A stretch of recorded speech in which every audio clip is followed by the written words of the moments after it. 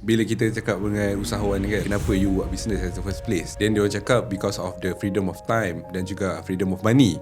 But then you get more freedom bila you makan gaji lagi. So betul, you dah betul. jadi usahawan, you dah kerja 24/7. To get to that point, it's probably a 7 to 10 year journey, you know. Paling kurang lah, I selalu bezakan antara usahawan dengan berniaga. Usahawan selalu dia cuba selesaikan masalah. Ada orang yang kata, dah aku tak nak jadi usahawan, aku nak berniaga je ni.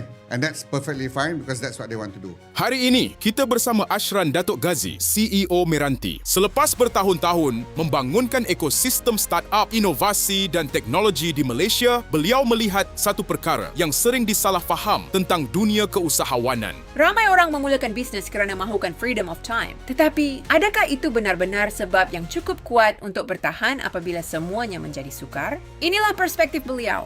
The framing of trying to have more time, I don't think that should be the reason for you to be usahawan. The only reason that you're able to climb back up from down is that if you believe in the problem to be solved strong enough. If you are obsessed in trying to solve the problem, then you will end up trying to grow a better business. Bila usahawan pergi pitching, we're trying to solve problem A because we feel is this. Kalau dia tak menjiwai that problem statement, orang yang dengar tu boleh baca. And that's how orang yang jadi judge ke, jadi investor ke, bila dia dengar usahawan tu cerita, so they can tell whether what is your prime motivation.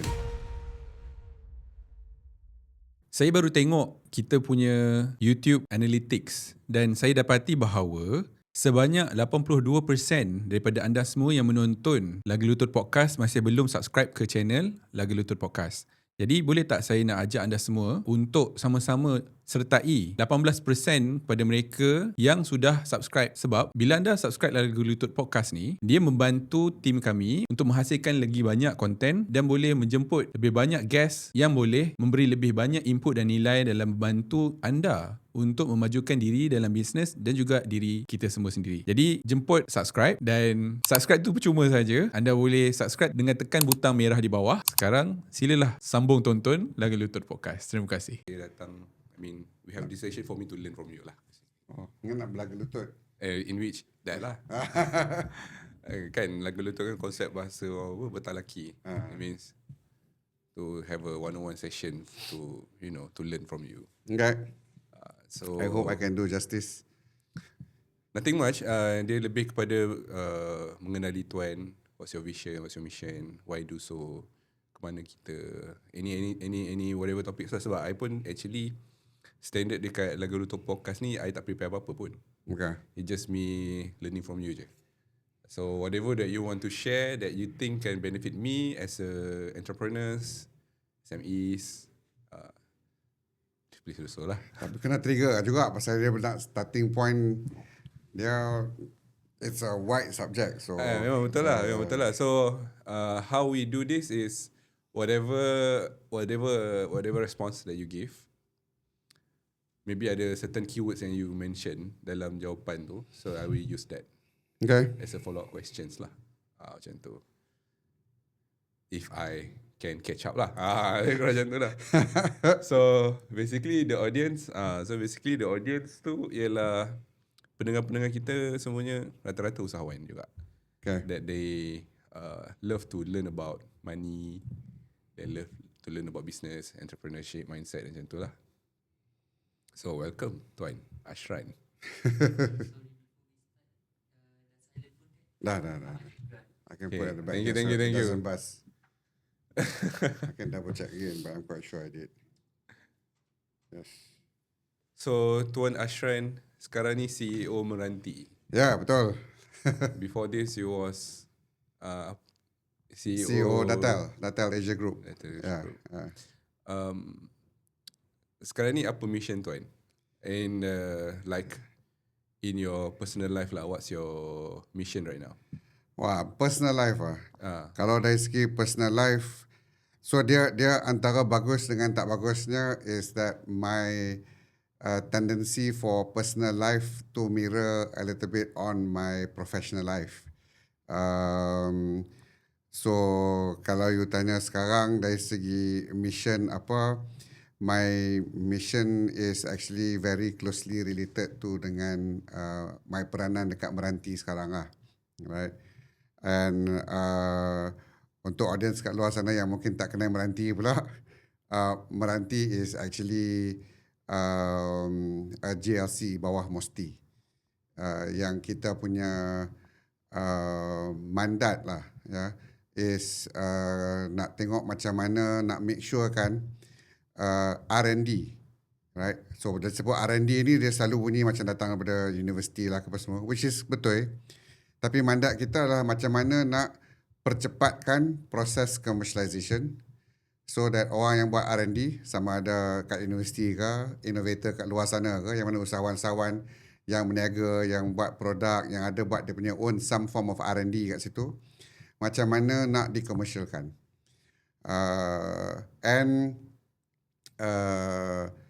Saya bawa to some extent saya punya pengalaman masa dulu dekat Magic sekejap. Running government punya GLC dengan masa berniaga dekat Datel over the last 7 years. Right? Because macam Meranti pula, dia JLC, dia kena bantu dari segi macam mana nak lihat saya selalu tanya tim saya lah, sama macam startup ataupun usahawan, you kena clear kenapa you exist, problem apa yang you cuba nak selesaikan, kan? Kalau usahawan kat luar sana tak jelas kenapa dia exist dan masalah apa yang dia nak selesaikan, selalu meniaga tu payah sikit. So sama dengan dekat Meranti juga, masa dengan tim, masa saya masuk, saya sembang dengan tim. Kata kenapa Meranti exist? Right? So saya Meranti exist sebab kita kena pastikan R&D boleh dikomersialkan. Tapi itu baru satu layer. Ya. Kita nak kena letak some quantum or numbers that kita nak cuba selesaikan juga. Pasal semua orang boleh kata semua ada masalah. Right? But what aspect dari segi masalah tu? Kalau dalam dunia R&D dekat dalam Malaysia ni pula, kalau ikut rancangan Malaysia ke-12, kerajaan belanja, cuba teka berapa banyak untuk R&D? Tak boleh nak bayangkan. Boleh nak bayang. 3.2 bilion. Dalam 5 tahun, 3.2 bilion ringgit. Kat merata-merata lah kementerian, agensi dan sebagainya. So, dalam Jabatan Audit Negara punya report awal tahun ni, dia kata 80% daripada tu tak boleh dikomersialkan. So when I cakap dengan my team, kata kita punya business in Meranti is technology punya commercialization. Problem yang kita cuba nak solve adalah macam mana kalau kerajaan letak berbilion-bilion ringgit dalam R&D, macam mana kita nak pastikan berbilion-bilion ringgit tu dapat dikomersialkan. Right? So kalau kerajaan letak 3 bilion, how do you recover 3 bilion balik lah? Sama macam negara juga. Right? You invest, dalam apa-apa you buat, you got to figure out you punya recovery plan. Kalau tidak, bankrupt lah lepas tu. So dengan Meranti pun kita operate macam usahawan operate. Macam a startup operate. Be clear on apa you punya problem statement, then baru kita boleh susun gerak kerja kita betul. Kalau tidak, kita mungkin rasa sibuk, tapi it doesn't solve the problem. Right? And this is, kalau nak relate back kepada usahawan yang kat luar sana, kadang-kadang you rasa framing you betul lah. Tapi kalau you tak keluar validate dengan orang, betul ke tidak ni masalah yang you rasa, then solution ada. Orang tu kata ya, tapi kita tak perhalusi macam mana dia kata ya. Soalan kita tanya dia tak betul sangat. So kita mungkin rasa kita selesai masalah, but it may not be the case, right? So, to your question tadi, nak jawab on the personal side, tak ada lah yang significant per se, except for on the Meranti punya front. Simply because bila you fikir to figure out solving a problem yang negara kita hadapi bukannya semalam. Masalah commercialization ni sejak azali yang I boleh ingat lagi pun. Right? So you've got to think macam mana like an entrepreneur. You got to think dengan resources yang mungkin serba kekurangan sekarang ni. How do you still able to achieve that objective? And saya percaya kadang-kadang bila ada kekangan dari segi resource, And sometimes usahawan atau startup selalu mengeluh, tak cukup ni lah, tak cukup macam-macam lah kan dalam nak berniaga ni. Tapi kalau kita flip dan lihat dari segi yang mana yang kurang tu dan kita cuba solve dengan kekurangan tu, we are actually coming up with a more creative punya solution and mungkin more sustainable solution dalam kita punya perniagaan. So same thing that I'm trying to deploy dekat Meranti lah. Pasal to solve the problem of 3.2 bilion ringgit dibelanjakan dan 80% tak boleh dikomersialkan kalau ikut Jabatan Audit Negara punya report is a tall order. Dia macam mana nak berniaga untuk nak buat 3.2 bilion. But I don't have all the answers. My team don't have all the answers juga. Tapi sama macam usahawan juga. Pasang niat dulu. Kan? Pasang niat dulu. And when you pasang niat, you constantly think about the problem and how to solve that problem. And then you continuously figure out a way on solving that. And you always akan, dia dua benda lah. Bila you mula, mungkin you ada 10% of the idea of how to solve that problem tu. But if you think enough about the problem, the other magic thing that happens, kalau you tanya saya, is that peluang yang muncul kat depan kita, kita nampak, lihat dan dapat capitalize peluang-peluang tu dengan lebih jelas. Kalau kita tak clear, kadang-kadang peluang tu lalu depan kita, dia lalu je lah. Kita tak boleh nak capture that peluang itself. So that's is kalau you ambil tanya saya macam mission saya sekarang ni is that lah, that I'm putting literally Heart and soul lah. Heart and soul, thinking about it, discussing with the team. You know, that my team will check out that malam-malam I will share them stuff in order to just get people to think with regards to things. But benda ni nak buat, dia nak kena bukan kepala saja boleh buat seorang.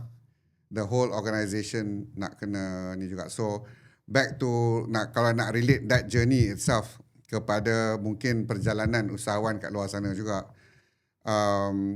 Nombor satu, framing problem tu lah apa semua satu hal lah. Right? As you build your team kena feel benda sama juga. And that's what I'm trying to do also with my team dekat dalam Meranti. Right? Apa step yang tuan ambil untuk make sure team tuan align? That's a good question. So kalau ikut peringkat permulaan masa saya masuk, number one, because dalam konteks ni, because I'm running a 300 plus man company, right? So you boleh bercakap dalam town hall, tapi bukan semua orang boleh feel lagi apa yang you cakap. So when I came in, I didn't just do a one-to-one engagement dengan my direct report. I actually did one-to-one dengan direct report and one-to-many dengan each division and each department dalam Meranti. That's because I need to have a sense of pulse, the team on the ground, right? Then I know how to strategize to be able to empower the team better. I know how to strategize dari segi what makes the team excited in doing things. Also, I guess I get to figure out siapa yang mungkin tak apa minat sangat ada kat situ saja, right? Alhamdulillah ramai yang lebih minat daripada yang kurang minat lah. But to you punya soalan juga, I am now in my second wave. So now I dah dalam 5-6 bulan dekat Meranti. I am doing another round with the team. So dalam 5-6 bulan, I dah cerita macam-macam. So I engage again back dengan semua orang. Semua orang in a smaller group. Right? Smaller group, giving them peluang untuk diorang tanya direct. Persoalan-persoalan yang mungkin lingering kat belakang, trying to make sure dia faham, bukan setakat faham saja, tapi feel yang dia punya peranan dalam Meranti, tak kira kerja apa, ada impact kepada the objective or the mission of the commercialization and even for Meranti lah, right? So again, it's not an overnight punya ni. Benda ni you got to repeat itself. And benda yang repeat ni hopefully people remember, people internalize, people boleh sebab cakap tak cukup. just like macam kita study lah. Kan, nak hafal Quran pun nak kena baca banyak kali baru kita boleh hafal betul. So ni bukan hafal, tapi kita ulang banyak kali, kita explain dalam konteks-konteks yang berbeza, angle yang berbeza, dan mungkin dia trigger orang tu untuk faham lebih. And saya percaya kalau orang faham, then at least dia punya pemikiran, dia punya ideas can contribute to punya larger objective a lot better. And kalau I relate back to your earlier statement dengan usahawan lain kat luar lah, right? You di peringkat, depending on the peringkat or you punya berniaga lah. Di peringkat awal, you mungkin a bit more hands-on in terms of doing A to Z. But you still need a team, right? The team must be on the same page with you. The team kena feel juga apa yang you nak, so that dia boleh bagi idea yang sehaluan dengan you. Kalau team yang you put together just setakat ikut arahan saja, then sebagai bos mungkin ada yang kat luar sana rasa best lah, senang sikit kan. Aku paling pandai, aku habaq kat semua orang, kan, apa buat je. Mungkin permulaan can move, but you cannot scale. Right? Pasal foundation awal itu penting. Sebab kalau team tu tak feel, dan kalau ada team baru masuk, how do you make yang new member masuk ni feel juga? Kan? The boss sendiri atau usahawan sendiri mungkin boleh lagi lah kalau kami tu kecil. But as you grow, you kena build that foundation right. Bukannya bila dah grow dah, lepas tu baru nak start that process. Because you need your direct report lah ke apa semua untuk jadi multiplier effect. To be able to say the similar things. They don't have to say exactly how you say it. Kan? Semua orang ada cara-cara dia nak bercakap masing-masing, nak sampaikan that message juga. Tapi at least dia punya intipati tu sama lah dan consistent. And again, benda ni behavioral. You ulang banyak kali, dia faham, dia ingrain, dan dia punya action lepas tu akan follow that ni. But kita nak kena sabar sikit. It's not overnight. Cuma dia tak boleh sabar lama sangat lah. Sama macam mereka juga. Right? Baik kan dekat Meranti, kalau I draw parallel dengan mereka, dia sama aja. Kalau lama sangat, duit rakyat kita guna dengan tak ada dia punya hasil. Mereka sama juga. You slow sangat, nak kena bayar gaji setiap bulan. Kalau ROI ataupun revenue tak start masuk, then depending on, pocket tu dalam mana lah. Right? Tapi kalau ada investor pocket dalam pun, investor akan marah juga. So, you need to still move fast and, dekat dalam Meranti punya konteks, I am trying to make things move fast. Cuma, there's sometimes kekangan dari segi governance and whatever it is. But, you've got to work with that because we are a GLC. Right? Untuk usahawan kat luar sana, mungkin di peringkat permulaan, you boleh jadi cowboy lebih sikit lah because you are just starting up. Right? Tapi, you got to start learning as you move along. Kalau kita tengok yang dalam startup punya space especially pun, at certain point, founder CEO tak boleh behave macam mana dia start dulu lah. Kalau dia behave macam mana dia start dulu, buat sendiri semua sebab aku lah tahu dalam kepala aku ni. Kan? Orang lain semua tak boleh nak ni, then problem will then achieve bila you cuba nak scale. Because scale is when then you boleh join ke investors untuk support you. Kalau tak, investors tak masuk juga. Right? But if you are not ready for that, and investors, dia boleh bow sama ada your team. Kalau investors, if you move to a certain stage, right? Investors nak letak duit, dia buat due diligence dulu. Dia bukan buat setakat founder je ni. Kalau peringkat awal, mungkin dia tengok founder. Founder ni boleh agile ke tidak. Right? Dia taksub sangat kepada idea dia ke tidak. Sebab you cannot be too taksub about, idea boleh taksub. Tapi the how you get to that idea cannot be taksub. Right?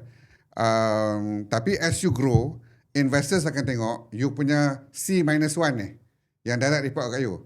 Mereka boleh carry tak? Kalau mereka assess, ni investor nak masuk, assuming you dah jalan, boleh buat revenue, tapi perlu duit investor lagi masuk. Sembang dengan investor betul, dia buat, dia kata minat, bisnes ni nampak menarik, growing pun nampak cantik. Dia masuk buat due diligence. Dia sembang dengan siapa yang report kat you direct. Kalau yang direct report you tak boleh nak berjawab dengan cara yang convincing, direct report you kata saya ikut apa yang bos kata saja, right? Dia punya investor punya mindset senang. Is the risiko atas kepala saja. Kalau risiko atas kepala saja, right, then it is high risk for them to come in. In two levels, high risk sebab aku masuk duit ni company tak nak grow. Pasal founder ke CEO tu tak reti, tak pandai macam mana nak grow. Tak reti, tak pandai macam mana nak manage. Ni sebab tu sekarang you tengok ramai juga yang business guru kat luar yang bukan setakat ajar macam mana nak berniaga. Ajar juga macam mana nak manage talent. Right? Because sebagai usahawan, at the end of the day, you punya key asset, key skill you is to be resourceful. Resourceful cari duit, resourceful cari orang, resourceful in all perspektif yang diperlukan lah. Tuan, kita tadi saya tanya pasal yang macam mana you align the team. Then you ada mention about foundation dan sebagainya. I terus recall a term called culture. Yes. So untuk Tuan sendiri kan, as a CEO, how you define culture and how you implement the culture dalam team? Okay. So alignment is pretty much making sure that semua orang tahu where is the hala tuju directly. Clearly. Tahu tapi tak jelas, masih tak boleh. Right? But in order to get to that point, katalah semua jelas, dia kena ada consistency of behavior. So in my layman definition, saya rasa kalau saya simak culture, sebab culture ni perkataan besar juga ni. Syarikat besar kena pakai culture ni. Tapi kalau saya cuba permudahkan is that apakah behavior yang you want dalam company so that behavior tu di-repeat so that semua orang faham that is the standard behavior dalam company. And that's what culture is. Right? Saya cuba, sebab I struggle also sometimes trying to look into the culture lens because orang boleh interpret dengan banyak-banyak cara. But if you are able, so bila nak define certain cultures, you kena jelas dulu what you want. Then what are critical culture yang perlu dibangunkan dalam syarikat you so that you can design something to reinforce that. So kalau you want to be a more innovative type company punya culture, right, you must design repeating behaviors that allows people to share, that allows people to be rewarded by sharing. Kalau you penalize people yang share, then it becomes counter to the culture that you are trying to encourage, right? But as you grow to a certain size, so when you are small, the culture is almost what you do when you are small. Sebab anak-anak buah you, semua akan tengok you ni. Kalau you behave this way, and you reinforce macam tu dengan your team, then they will try to keep up. Kalau dia tak boleh keep up with whatever that you are behaving, then dia mungkin bukan fit lah. Dia tak align lah. Dia tak align, right? So I want to pecahkan the word alignment, right? Alignment goal, alignment culture is two parallel. Right? Alignment goal mungkin kena. Right? Kita sembang dengan bro, kita Sashan, I'm clear that you want to do tech commercialization. Itu kita punya meniaga kita. Right? Our business is to commercialize tech. Tapi kalau culture fit tak ada, right? Then mungkin, that person cannot be dalam company tu. So sometimes the ideas itself is not good enough in terms of seeing whether sesuai ke tidak. Dia boleh align dengan you, tapi cara pendekatan dia last jadi toxic. So you don't want that to happen juga. So dia kena ada dua parallel. Satu, macam mana you susun, you engage the team so that everyone is as jelas as possible. Dari segi apa you punya hala tuju, and semua orang kena appreciate macam mana dia main peranan dalam hala tuju dia tu. Dalam hala tuju syarikat tu. Right? Itu baru satu bab. Satu bab lagi yang you cakap tadi pasal culture punya side tu. Right? Yang tu pula, okay, in order to do this, I need orang yang behavior dia very open to sharing, always thinking ahead and so forth. So nak kena reinforce behavior dalam company by activities. Right? Then orang rasa selesa untuk practice that culture itself. So if I want people to always share ideas, kalau share idea lepas tu kena tibai kata bodoh lah idea ni, then people will start takut untuk nak initiate anything through. But if you design so that sekarang so that semua orang tak rasa ni, bila kita start meeting, everyone needs to say what is their idea to solve this problem first. So dia neutralize tapi it encourages people to actually ni. So bila orang tahu masuk meeting, this is what we set. So dia akan almost nampak macam you set SOPs first, but the SOPs later on will then be translated into behavior. That will then be a culture that you want to ni. Cuma kadang-kadang bila guna perkataan culture ni, like I said, dia bunyi kastatah punya cakap ni. And then bila kita nak bayangkan macam mana nak build culture, doesn't sound as easy as it is. But untuk usahawan kat luar sana, nobody can know everything. Macam saya cakap tadi, usahawan, you got to be resourceful. Kalau you rasa sini kurang, you tak tahu macam mana nak build culture, tapi you kena sedar that culture is important. Kalau you tak sedar that culture is important, then you may not even look out kepada expert yang boleh bantu you untuk help develop the culture in there. Based on Tuan punya pengalaman kan, ada ke set of behavior yang kalau ada set of behavior tu dalam company tersebut, company tu akan pergi? Then it's like macam ada satu acuan. And then how we position that tu, kalau dia kena dekat dalam company tu, semua orang yang join company tu akan pergi. Adakah memang wujud set of behavior yang kita nak tu, ataupun really depends on niche of the business, ataupun macam saya rasa dalam dunia sekarang ni, kalau business nak maju betul-betul lah ke hadapan, the culture mindset that is penting is actually an innovative mindset punya culture. Innovative mindset. Alright. And kalau saya cuba kupas apakah maksud innovative mindset punya culture,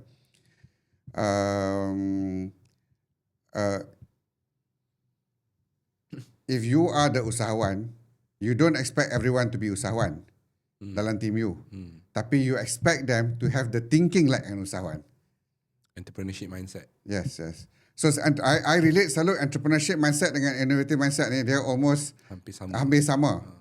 Right? People can debate, tapi I rasa hampir sama pasal you must creativity stems from you able to connect multiple things together yang mungkin tak berkaitan pun.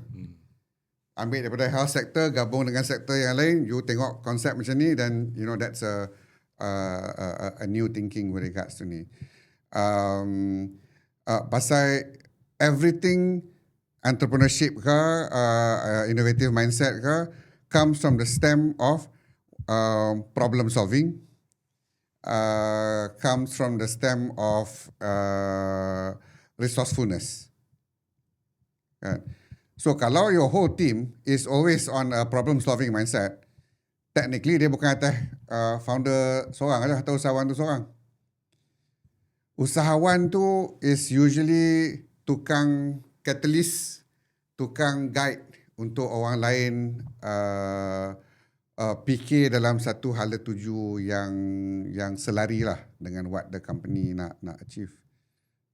Daripada apa yang Tuan share, I believe this is what we call as macam A player kind of thing. A player Kan. I guess so. Sebab macam ada usahawan, ada team tu dia tak sampai macam ni pun. Dia tak ada level dia macam ni. Tapi dia somewhat perlukan. But then macam dia nak cari orang macam ni? Sebab ini sebab saya bila Tuan cerita kan, saya nampak ini memang A player mindset lah. Kalau kita tengok, kalau kita ada baca buku kan, orang tu ada, kita tengok attitude dia, skill dia, knowledge dia, basically whatever that you say lah. Dan challenges yang saya nampak sekarang ialah kita rata-rata dekat dalam Malaysia ni kita susah nak dapat talent yang ada skill yang Tuan mention. So the starting point is not so much on whether they start with that base skill ke tidak, right? Attitude is always the starting point. Depending on the role jugalah. Depending on the role, you need if you're a technical person, then you got to still have that technical punya skill set, right? But assuming base cover lah, dari segi knowledge dalam comms ke, dalam operations ke apa semua tu, baseline ada. Because kalau you nak interview orang pun, semua orang akan goreng benda sama. Ya tu. Kan? I have done this, I have done that, I have done this, apa semua. So how do you figure out whether orang yang kata dah buat ni lagi bagus daripada the next person, right?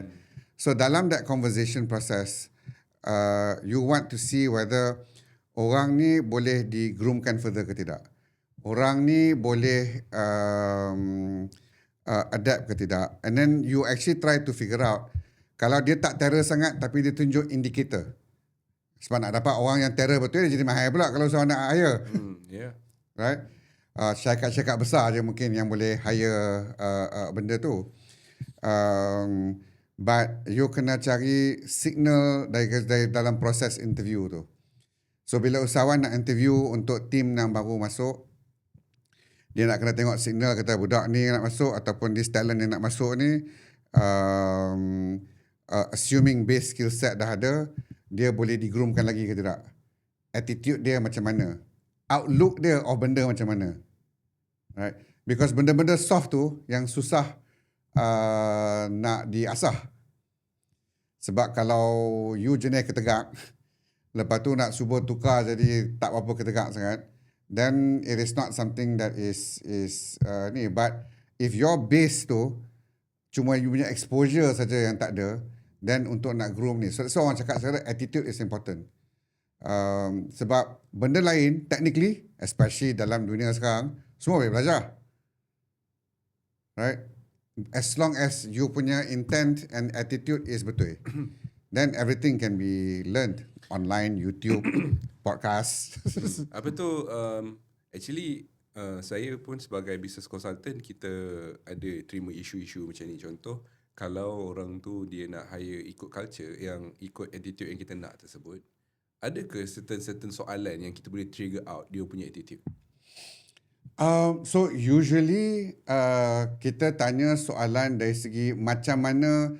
So kalau dia goreng dalam CV dia, I did A and B and C, then you take some of the cases dalam dia punya CV and then ask them macam mana dia buat benda tu, macam mana dia selesaikan benda tu. That story will tell actually how you ni. Actually on a more structured level, my interview process dekat Meranti was actually that. Macam mana tu? My interview process to get to the Meranti role, I actually had an interview session dengan a HR consultant by Meranti, external, right? Ni assuming yang you can afford lah, but dia punya thought process dia sama, right?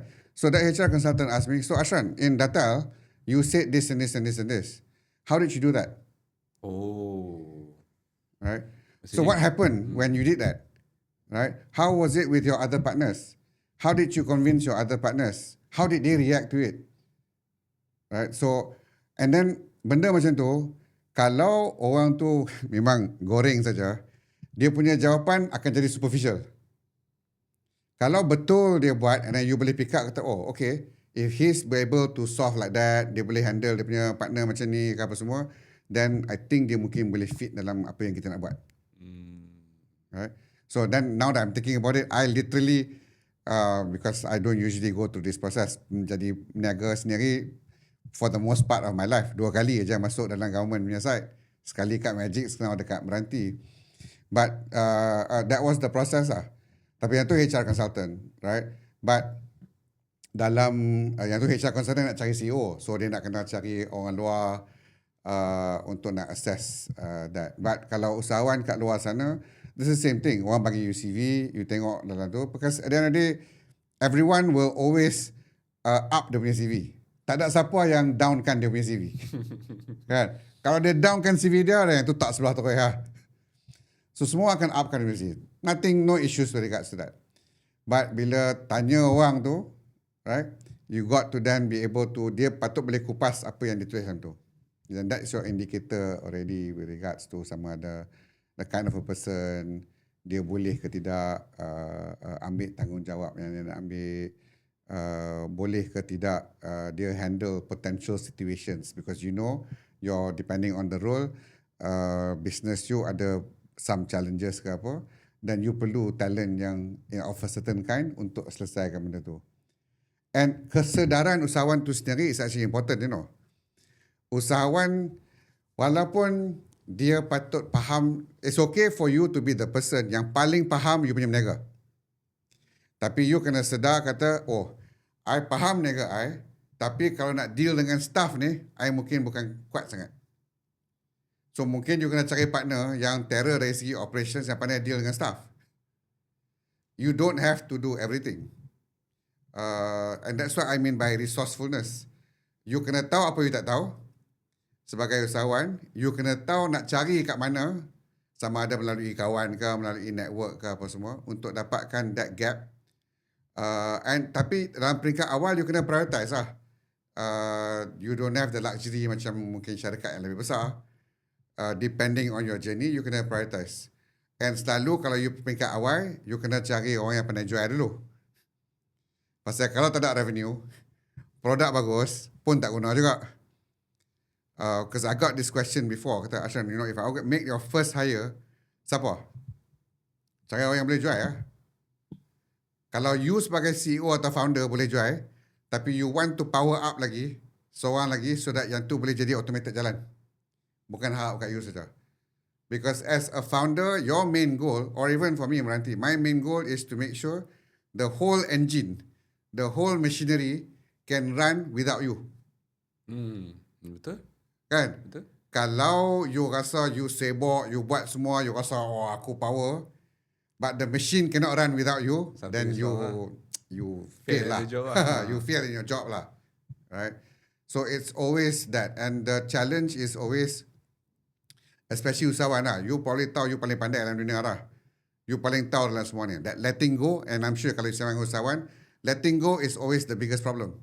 Susah nak percaya orang. Susah nak percaya orang ke apa semua. But you nak kena manage that process. Because kalau tidak, you will kill yourself dalam perjalanan untuk you nak achieve you punya goals or objective. Itulah kata-kata bila kita cakap dengan usahawan kan, rata-rata kita tanya dia kenapa you buat business as the first place. Then dia orang cakap because of the freedom of time dan juga freedom of money. But then you get more freedom bila you makan gaji lagi. So you dah jadi usahawan, you dah kerja 24/7. Yes, yes. So basically diorang nak jadi usahawan tapi diorang kena keluar daripada 24/7 tu dengan membina sistem tersebut. Yes. So during that time you want to build, you got no time lah. Anybody who says that time dia nak build tu, time tu lah. So dia tak boleh automatic, I want to have freedom, then I move into entrepreneurship ataupun keusahawanan. Cuma dia punya perjalanan tu bukan setahun. Kan? 2 tahun pun tak tentu, 3 tahun. To get to that point, it's probably a 7 to 10 year journey, you know. Paling kurang lah. Paling kurang. Right? Because di peringkat permulaan, you know, baru nak merangkak lah ni apa semua, tu dah 2 tahun dah untuk nak establish whatever they're doing. Lepas tu baru to get that momentum running consistency. Then bila nak scale sikit tu, you slowly scale lah ke apa semua ni. So, it takes time before you can get to that level of freedom. But as long as usahawan kat luar sana jelas, and again, for more practical reason, I selalu bezakan antara usahawan dengan berniaga. Okay. Right? Berniaga, I buat trading berniaga dah. Pening kepala ke tak? Beli kaya sebut tak? Boleh. Beli A, aku tahu siapa nak beli, ada markup sikit, jual settle lah. Right? But that usually doesn't, I don't frame that sebagai usahawan. Usahawan selalu dia cuba selesaikan masalah. Usahawan dia cari, you know, what is the problem yang orang dalam dunia ni ada atau yang mungkin kena dengan minat dia. then dia cuba try to find a way to solve that problem. Right? To me, that's usahawan. Nothing wrong between the two. Don't get me wrong. Right? Ada orang yang kata, dah aku tak nak jadi usahawan. Aku nak berniaga aja ni. Right? And that's perfectly fine because that's what they want to do. I jelaskan tu so that, you guys kat luar is clear with regards to that. Right? Nothing wrong, but you don't say you are usahawan here. Or you don't think that yourself on berniaga mode over here when you're actually the usahawan punya side. So dia punya mental mode dia beza sedikit. So your statement framing memanglah orang yang keluar daripada full time job and ni. Cuma I punya pendapat the framing of trying to have more time again, ni personal opinion, right? I don't think that should be the reason for you to be usahawan. Oh yeah. I don't know. Maybe I'm biased. I think if you want more time, maybe it's the berniaga side. But jadi usahawan dia Far-fetched. lain sikit, Agak far-fetched lah. right?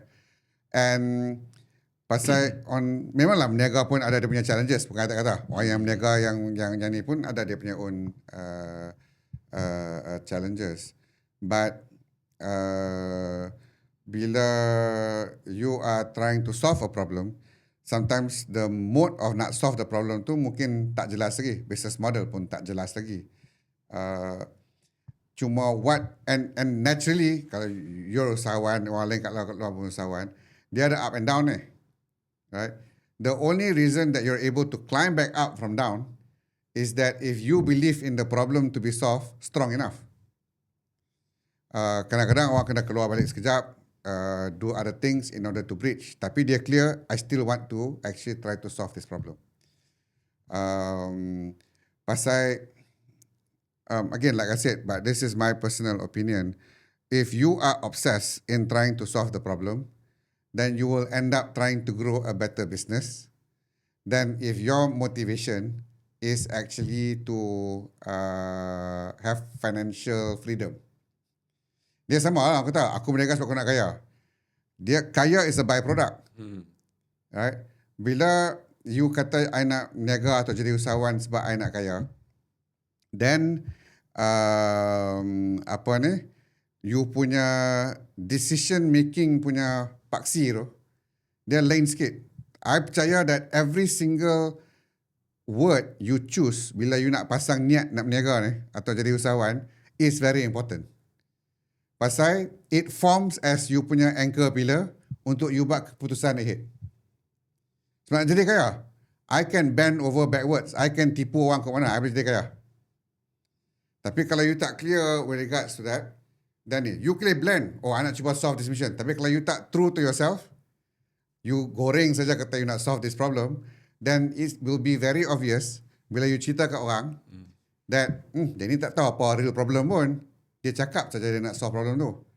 And sebab tu kadang-kadang bila usahawan pergi pitching, right? Oh, we're trying to solve problem A because we feel is this. Kalau dia tak menjiwai that problem statement, orang yang dengar tu boleh baca. Tanya 2-3 soalan, and you can actually feel lah that. And that's how orang yang jadi judge ke, jadi investor ke, bila dia dengar usahawan tu cerita, right? Dia dah boleh tahu dah sebab dia tengok ramai orang. Berjumpa ramai orang yang semua menjual lah. Right? So they can tell whether what is your prime motivation. And they are also doing an interview process differently ya. Dalam soalan dia nak tengok sama ada dia nak invest dalam you ke tidak. Dia akan tanya soalan macam you sembang tadi dengan I nak interview staff. Fundamental dia sama, cuma konteks berbeza. Tadi untuk hire staff. Ni aku nak letak duit ni. Right? I need to see whether do you appreciate problem tu well enough. I need to know you sebab idea semua boleh spesial je. 5 orang main mungkin idea sama. Pasal apa you special daripada the next guy? Pasal apa you special daripada the next guy? Apa punya exposure sebelum ni yang mungkin give you the edge that you can deliver to solve this problem well enough. Right? So yang tu kadang-kadang, especially yang masuk startup punya pitching ni, kadang-kadang dia tak mendalami the problem well enough. Dia tengok very surface level, and to me yang mana yang dalam that category of usahawan, you got to reflect balik lah. Right? If you want to take that path, you know, make sure you menjiwai that problem well enough. Go and research, go on the ground. Research ni bukannya nak kena scientific at your level pun. You know, as you grow, if you can, good. If you cannot, it is just bersembang dengan relevant enough parties. Kalau tengok dalam startup punya metodologi ni kan, dia kata keluar tengok sembang dengan 100 orang. Tengok 100 orang cerita, kata you cakap kat dia, I nak buat benda ni. Semua orang react macam mana. Right? Then you know whether betul tak you punya hypothesis dengan apa at least orang ni. Pasal apa dalam startup metodologi dia kata 100 orang? It's statistics. Right? Everything is numbers. Nak buat sale pun sama juga. You jumpa, kalau you tengok yang mana kat TikTok dok ajak pasal sale ke apa semua. If you cannot grow the top line funnel, semua digital marketing sama lah. Yeah. Right? Your top line funnel, then, you know, dia punya conversion ratio ni, even at its optimal, dia ada dia punya optimal rate. Betul. Right? But if you cannot achieve a larger funnel, you will always not move so much. So, everything is math.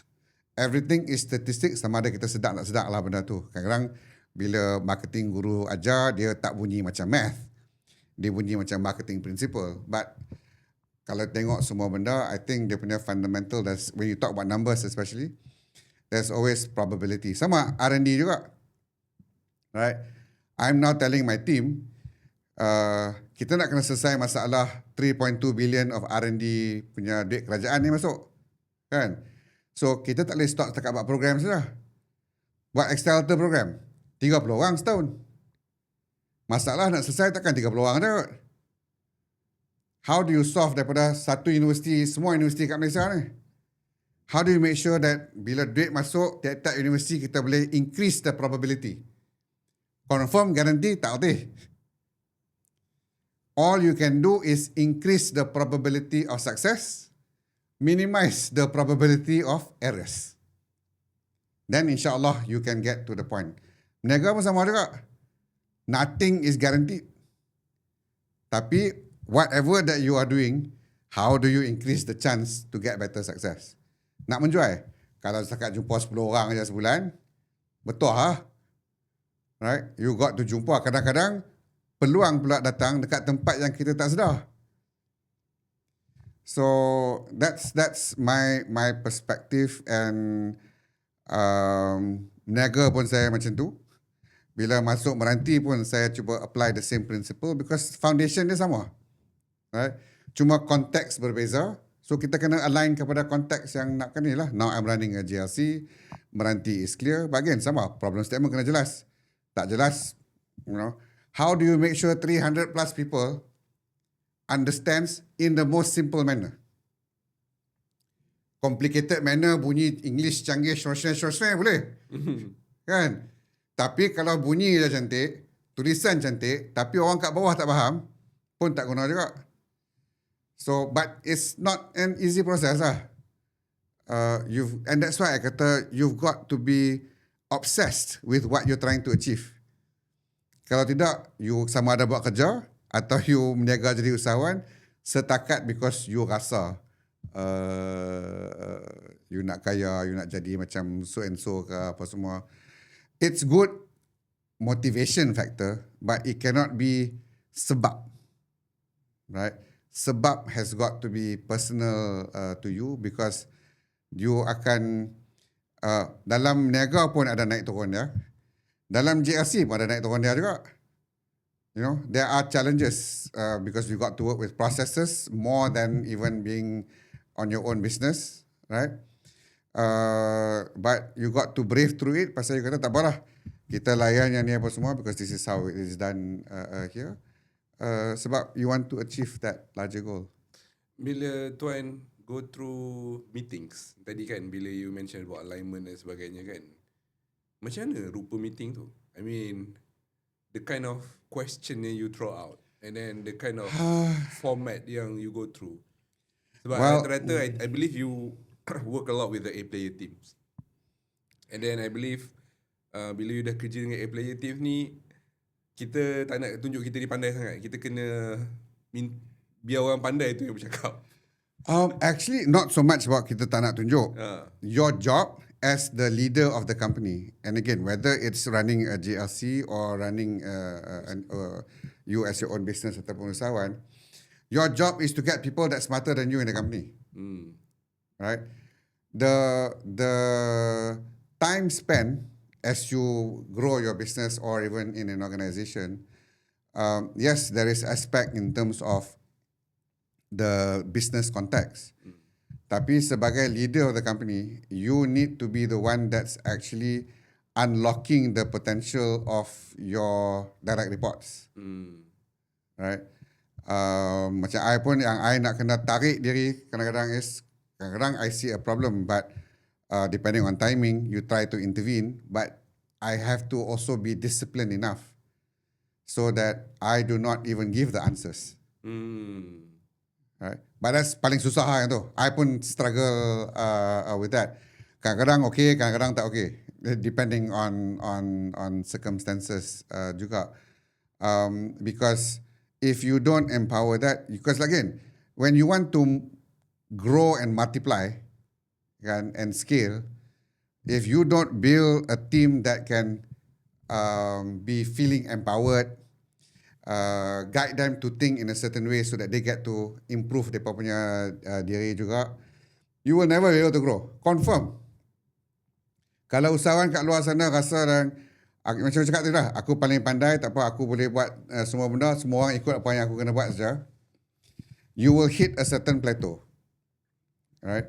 But Amir punya question pasal dalam meeting, it depends on the type of meeting. Right? Meeting yang supposed to brainstorm, you behave differently. Meeting yang untuk updates, you behave differently. Meetings that is on say a management level punya ni, you behave differently. Meeting on the ground with the team juga, you behave differently depending on the objective of the meeting. So meeting one-to-one with your direct reports so that you can also work and build trust together. Also pendekatan dia berbeza juga. Tapi benda ni kena belajar lah. What kind of meeting yang tuan paling suka sekali? Meeting yang saya cakap paling banyak, no lah.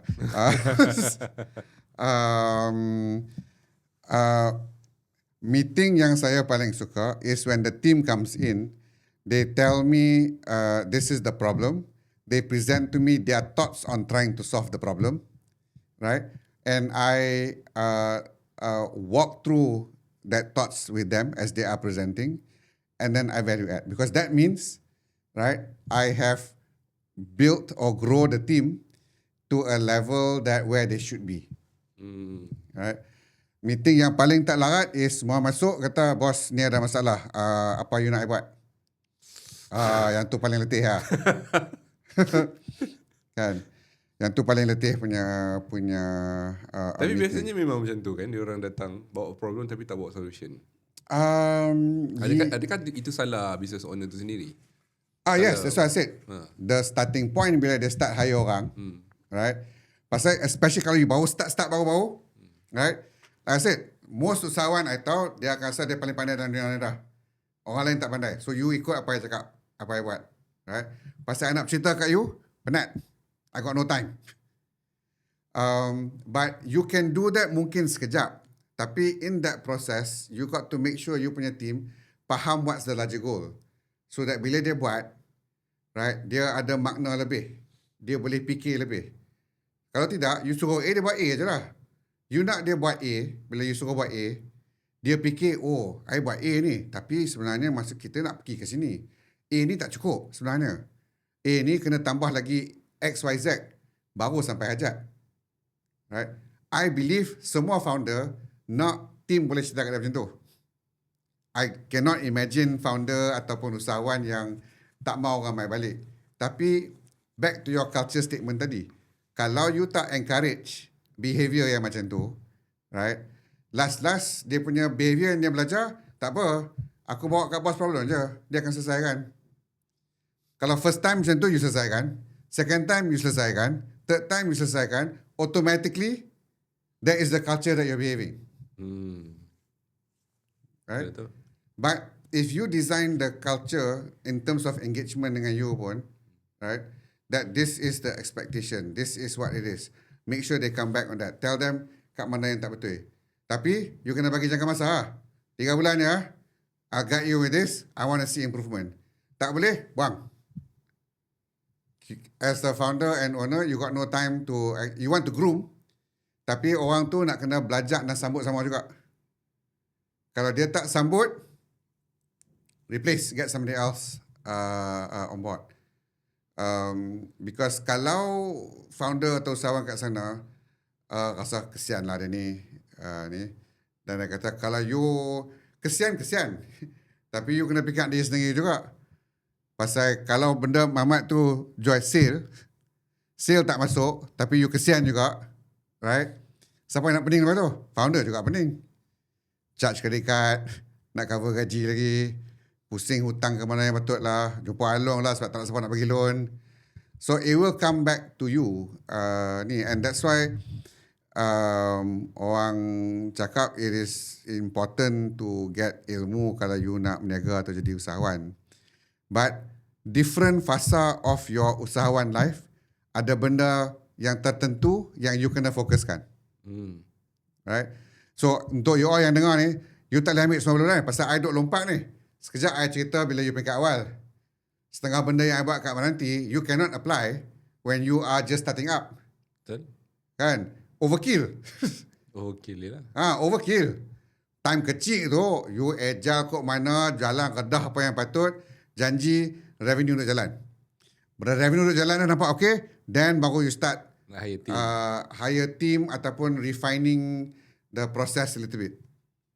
Kalau start sebab you kalau ada corporate, kan, nak berniaga lah ni, nak jadi usahawan, nak ikut macam mana Petronas buat proses lah, apa semua. Fundamental you kena ada. Tapi you cannot be too strict in terms of deploying that because it doesn't make sense. You know, you don't have a large team. Process is there because you got a large team. Process is there because you need to replicate that. Tapi kalau start bangun berniaga, benda basic pun tak settle lagi.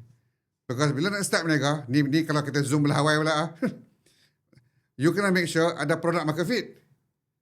Kalau aku buat produk ni, ada orang nak beli tak?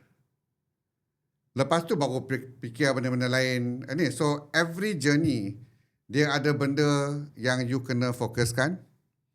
And then selalunya kalau you level nak kena scale up lah. Right? Yang tu yang level CEO, founder, kalau you are critical in the operations of the business, mampu. You kena time tu belajar macam mana nak guide the team. Macam mana nak make sure that you can hire as best of a talent that you can and then grow them so that they get as close as to what you want. But bila you cerita pasal ini juga, it depends on the berniaga lah.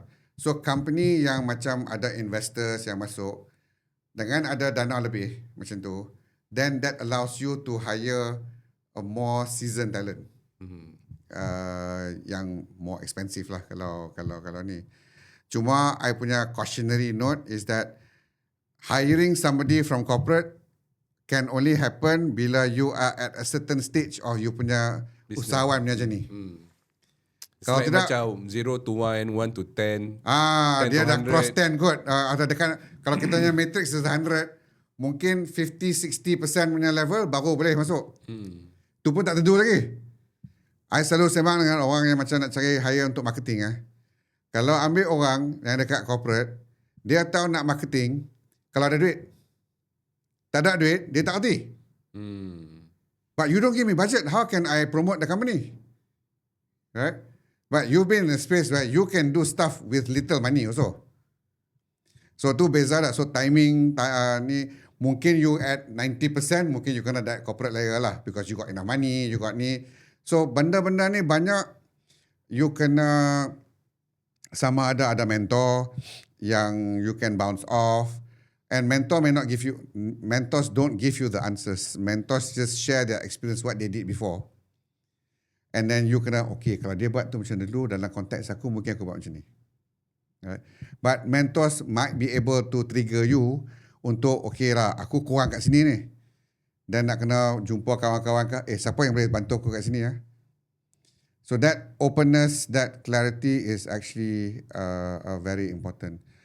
I masa kat Datel, I wasn't the founder for Datel, right? But I was the last partner masuk ke Datel. Dan CEO dan founder sebelum I masuk, step down, gave me the seat. Ini jarang berlaku lah. Bukan nak partner lama lah kan, tapi jarang berlaku. He has the one that has the ideas with regards to nak buat consumer intelligence lah apa semua ni. Tapi dia kata, Ashran, I don't think I am CEO material. Right? So I cakap dah, kata, bro, kau jadi lah CEO, kau founder kot. I just take care on the go to market lah. Take care on the BD side, I'll be the partner or the marketing side. Dia kata, no. I think, I'll take care on the product side. Right? You take care and be the CEO and run the company. But if you ask me, tak ramai yang macam tu. Sama dengan in the work yang kita buat dekat Meranti, nak buat research criminalization, kalau ambil kat university punya level, I cakap kat university researchers, your job is not to be an entrepreneur. Your job, what you do best, is to research the best product. Right? And then you pass on to somebody yang jiwa dia entrepreneur to be able to drive it through. And yang ni sama usahawan kat sana mungkin pernah dengar satu syarikat yang nama dia Cabotec. Right? Founder dia is a researcher daripada UPM. Tapi CEO dia is the usahawan that is driving the company punya business. Right? Tapi the challenge is that can the person that does the research, right, have that dynamics. Challenge nombor 2 is universiti punya sistem kita ni, ada universiti yang kemut lebih, ada universiti yang tak kemut sangat. Right?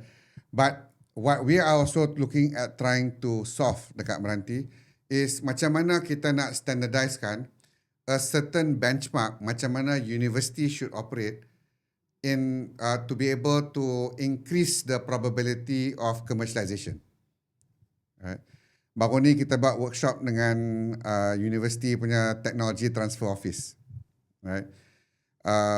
The main problem is trying to address macam mana kita nak harmonize bila kita kata commercialization, dia punya you punya definition dengan I punya definition sama ke tak?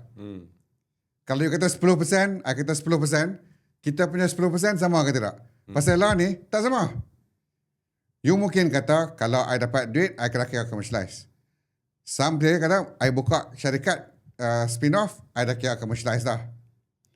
Tadi saya kata, kalau saya kata dapat grant pun, dia kira commercialize dah. So, dalam Malaysia ni lah ni, tak ada satu standardized definition. 50,000 kaki punya fit definition ada. Right? Tapi yang betul-betul yang kita boleh benchmark across so that kita betul-betul from a policy angle betul boleh imply. Nombor 2, from a tactical side. Macam mana kita nak buat intervention so that kita boleh bantu dengan cara yang betul. And this is similar for usahawan punya konteks juga. So I'm trying to relate because you're saying kita punya audience ramai usahawan. Saat ni dia berkata, Ashran cerita pasal Meranti, ya, tak nak menang usahawan pun. Ada kan sebenarnya sebab Meranti kan commercialization punya. Yes. Mesti ada connect. Mesti ada jadi orang tengah antara R&D researchers dengan usahawan kan. Betul. I am actually aduh sembang dengan the team, but I've been trying to bounce off, right? Nombor 1, dekat Malaysia ramai orang tak buat R&D pasal it requires money. Lepas tu, especially SME, aku nak hidup ni. Aku nak cari revenue untuk just hidup, right? So kena ambil duit pula untuk R&D lah apa semua, dia jadi macam leceh sikit. But what kita tak, kebanyakan SMEs if you ask me, tak leverage is that there are so many talent pools dalam university. You don't have to be the person that is doing the research. Usahawan technically, right, should faham the problem. Dan like I said, cari the right resources to solve that problem. So you bayangkan, kalau you bukan scientific minded pun, you pergi jumpa universiti, kat Meranti lah pun. Kata, look, Meranti, I ada idea ni. I nampak ni masalah ni. I rasa kalau kita boleh selesaikan macam ni, not from a technical lens lagi pun ni. just identifying the problem and then your imagination macam mana nak selesaikan masalah tu. Right? Then you sembang dengan Meranti kata, okay, if that's your ni, let's look at the university network yang Meranti ada. Siapa yang rasa dia boleh ni, and mungkin dia boleh buat tu sebagai dia punya R&D project. Right? And dia boleh applykan whatever grant dalam the government punya system in order to support dia punya R&D project. Right? Dia bunyi senang, tapi kita tak banyak guna tu. There are some companies yang buat, tapi we can improve that a lot better. Kalau that relationship happens a lot, then technically masalah commercialization tak jadi masalah besar sangat lah. Right? Lah ni yang jadi masalah besar pasal universiti buat apa yang nak buat je. Universiti buat hal universiti, usahawan buat hal Hal usahawan. usahawan. Right? Padahal kalau gabung ni, Betul lah. right, meletup kan? Kan? I've come from the saya dulu student UPM. Okay. I do my own research and then I saw that opportunity. Even masa saya start buat Mi Kuning pun, it's part of the things yang I do ialah how I can improve longevity of the Yes. But then sebab masa tu kita usahawan, and then I cakap macam mana aku nak link dengan UPM punya research dan sebagainya, nak cari, and then masa tu I dah start mingle dengan Meranti kot, tak salah saya masa tu. Okay. And then I understand well lah you punya point of view dalam hal ni. Cuma gap tu memang masih ada lah. Yes. So that, like I said, that is our So actually reason for being dekat Meranti. so adakah Meranti tu the sole mission ialah untuk to reduce the gap? Yes. Sole mission to reduce Sole the gap. mission. You ask me, Meranti business apa? Aku punya meniaga is to commercialize tech. Aku design business model around this. Kan? Bila aku tolong orang commercialize tech, aku buatlah duit sikit. Dan boleh sustain. Sebab kita boleh harap duit daripada kerajaan kat atas. Jadi siapa klien Meranti? Client Meranti, there's two spectrum of the client. Right? One frame is the client is actually orang yang buat R&D. Okay. Right? Because if I can bring you to a person that is going to buy your IP or ni, then you buat duit, then I buat duit sekali lah. Faham. In order to do that. Right? But my client can also be corporates, industry. Faham. Right? Kalau dia mula dari sini. Tapi selalunya dia kena mula kat sini. Right? So I technically, dia macam the operating model of Meranti is almost like a marketplace. You got to figure out the right balance of supply and demand. Right? Bila ada imbalance, tapi dia kena mula dengan demand dulu. Kalau ikut ni, dia kena mula dengan demand dulu. Actually semua pun kena mula dengan demand dulu. Yalah tu. Right? Tapi you kena tahu dah, where are the potential sources of supply. Sebab kalau pergi jumpa supply pun, menjual kat mereka untuk masuk marketplace, dia kata, siapa bayar? Pun tak ada juga. Betul. Right? So you cannot just say, I am now trying to build a marketplace untuk nak commercialize, so mainlah ramai-ramai masuk. Right? So the effort that we need to do dekat Meranti is to be able to identify dekat mana ada demand-demand lain. How do we then, because kita neutral party. Right? As a neutral party, aku kena jaga dua belah ni. Yang belah demand tak cong sangat dekat belah supply, dekat supply tak cong belah demand. Pasal yang mana dekat universiti ni pula, bila dia berniaga dengan dia deal dengan industri, ada yang take advantage. Betul. So dia pun jadi seriau. Betul. Right? Betul. Yang belah sini pula dia kata, ya asal leceh lah. Right? Ataupun IP pula bukan satu universiti je, satu IP untuk satu solution. iPhone pun berapa IP dalam tu. Yang dia kumpul, package across and then come up into an iPhone product, right? So same thing, mungkin this problem requires IP daripada UPM, UITM, UTM, UUM yang digabungkan so that it comes out into one product. Tapi untuk company ni pula, kalau aku nak kena pergi jumpa UPM, UUM, penat bye. Kan? Itu baru dapat. Kena pula kalau dia buat dalam healthcare. Regulation pula lagi. Kan? Siapa nak kau team dengan regulation ni? Meranti juga. Pasal kita ada sandbox. Right? So macam baru ni, I sembang dengan one company. Kata, Ashran, dah tak sebut kementerian lagi atau company lah. Anak dia dengan kementerian ni kata, penat lah. I dah pernah cuba dah sebelum ni. I kata tak apa. Bug yang tu, Meranti handle. All I need you is to just be able to solve this problem so that you can be the anchor company. Dengan anchor company positioning, you boleh berniaga buat duit. Bila you berniaga buat duit, anak you tengok apa lagi benda lain yang you boleh sambut so that boleh tolong berniaga you juga daripada R&D. Right? So I think kalau kita boleh susun, pasal at the end of the day, semua nak berniaga. Kalau you boleh susun dalam satu sistem that everyone daripada atas ni, tengah, bawah, semua orang boleh buat duit, then everybody is happy, then everybody thinks that it's a fair deal to actually do something. Kalau tak boleh nak susun macam tu, kan, pergi dekat universiti ke, bagi you punya IP semua, I tengok ni, there's no trust yet. I bagi kat you, you boleh deliver ke tak? Kan? So, trust is also a very important thing. And sama macam mereka. You can say whatever you say, but kalau trust cannot be established, right? And sebagai usahawan, if you ask me lah, social capital and trust is your utmost weapon. Social? Right? Social capital. So you kenal ramai orang. Orang kata network, right? But network saja dengan tanpa trust pun okay sajalah. Right? But network with trust is a different level altogether. And Alhamdulillah macam I masuk Meranti ni balik sebab dah berumur dah sikit pun. Right? So kawan-kawan ramai kat keliling ni. So nak buat sesuatu, I just need to WhatsApp somebody, kata, bro, boleh jumpa saya tak? Aku nak buat ni untuk Meranti because I think we can do this. Over coffee, sembang, conteng-conteng sikit, boleh tak? Aku rasa boleh kot, jom kita try. Why are they willing to do that? Because they trust. Right? Even in my berniaga, kalau I nak kena rugi, tapi I nak maintain trust, I rugi. Oh. Yes. And I've made that call with my partners before. Right?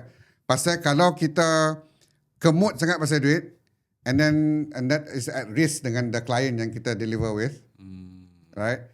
Then I may not be able to build that trust, and then I may not be able to then continue potential opportunities. Oh, that's deep. Right?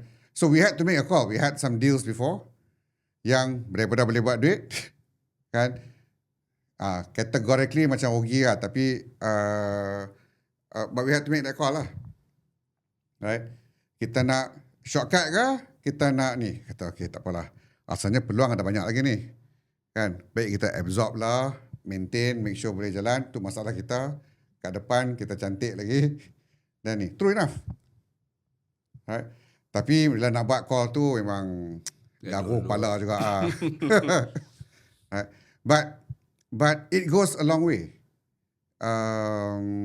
With regards to nak buat benda. Especially bila you berniaga. Right? Pasal orang akan bet on you bila dia tahu, aku tahu Amirul ni dulu bila macam ni pun dia akan pusing kat mana dia deliver. Bukan semua benda smooth. Right? Everybody should realize that not everything akan jadi smooth. Tapi, but if they know that you will always deliver, you will figure out pusing kat mana susah pun, you will deliver. Kalau tak boleh deliver 100% pun, you akan be transparent enough. Minta maaf, I tak boleh deliver, but this is how we can raise mitigate this. So I think the market, meniaga, kerja kat JRC, kat mana pun lah, it remains the same. Especially sebagai usahawan, if you ask me. Pakai fasa pertama, you mungkin meniaga A. Fasa kedua, mungkin you meniaga benda lain. Right? Mungkin you leverage back your old friends, your old networks and whatever it is. But they must have some level of trust and faith in you for them to continuously working with you. Especially kalau you baru start berniaga, you ada kawan yang dekat dalam corporate punya side. Right? Corporate ada problem statement certain ni. You kena member tu. Tapi kalau member you tak percaya dulu you selalu, gebang macam-macam tapi tak deliver. You rasa dia nak champion you dekat dalam corporate tu? Confirm tak?